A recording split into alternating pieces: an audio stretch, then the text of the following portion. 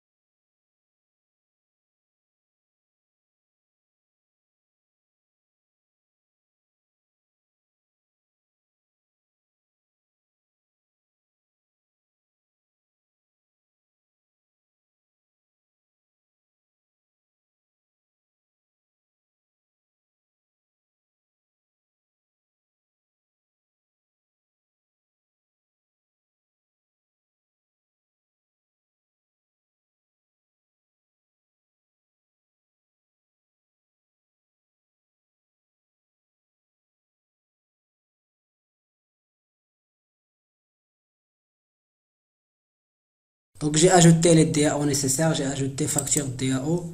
Donc comme vous connaissez, c'est donc facture entité et la clé primaire, ou bien le type de la clé primaire. La même chose ici, les factures. Donc ici, je pense j'ai oublié de faire ici la même chose. Donc arrobas repository. Les factures aussi, donc arrobas repository. Voilà, j'ai créé aussi donc les services nécessaires. Donc dans facture service, j'ai mis juste deux méthodes, save et find all. La même chose dans les factures. Dans l'implémentation, j'ai fait juste un simple appel au DAO. Donc maintenant, il faut bien réfléchir à la structure de l'objet qu'on va envoyer pour enregistrer une facture. Si on va aller dans facture entité, donc on a l'ID, c'est autogénéré. Donc on a la référence, donc on va mettre, je vais aussi donc la même chose dans Postman. Alors ici je suis dans localhost 8080 facture pour enregistrer une facture, donc je vais mettre ici la référence. Donc je vais mettre par exemple une référence, donc facture 1 par exemple.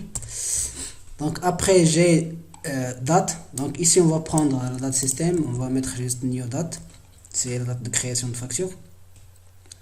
Donc on a les informations sur un client, donc je vais prendre ce objet là, donc je vais mettre ici client.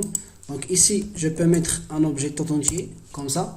Donc on va mettre ici toutes les informations d'un client. Donc ici on a le client, nom, etc. Donc il s'agit ici d'une array.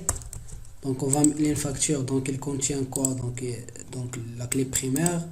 Donc facture, donc il faut pas mettre ici donc la facture parce que on va rien mettre ici parce que ici c'est le process pour enregistrer une facture. Donc c'est pas la peine ici de faire facture. Mais c'est donc il faut mettre donc les produits que le client a choisi. Donc on va mettre le produit et la quantité. Donc il s'agit vraiment d'une liste. Donc on va mettre ici des objets. Donc on va mettre ici produit. Ici on peut mettre donc tout l'objet produit. Donc voilà, on a le produit. Donc après on a donc la quantité. Donc on va écrire ici donc la quantité qui est choisie. Donc on va mettre par exemple ici 10. Donc c'est bon, Ici, c'est un objet de type ligne facture. Donc, on va faire juste copier-coller de ça. Donc, on va ici, par exemple, choisir un autre produit, produit 2. Et la quantité qu'on va choisir, c'est 100. Donc, voilà la structure de notre, grosso modo, la structure de l'objet qu'on va sérialiser. Mais on peut faire des modifications. Par exemple, ici, c'est pas la peine d'envoyer tout le produit. Donc, on va envoyer juste la référence du produit. Donc, on va envoyer juste la référence.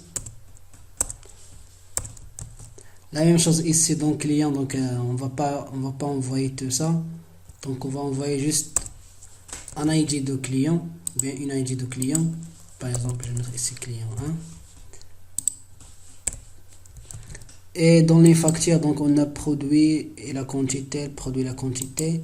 Donc on peut encore même donc ne pas envoyer donc un objet produit directement. Donc on va mettre ref produit. Donc on va envoyer l'objet comme ça. Donc il s'agit d'une facture, donc la référence de la facture. Donc le client et donc les lignes facture qu'il a choisi. Ou bien donc les produits qu'il a choisi avec la quantité de chaque produit.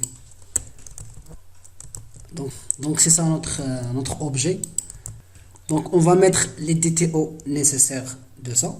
Ici on va mettre ref produit, c'est mieux. Donc on va créer donc deux DTO. Donc une DTO pour les lignes facture. On va juste mettre là-bas donc ref produit et sa quantité. Et une autre qui contient tout ça, donc qui contient la référence de la facture. Donc le client et une liste de lignes facture.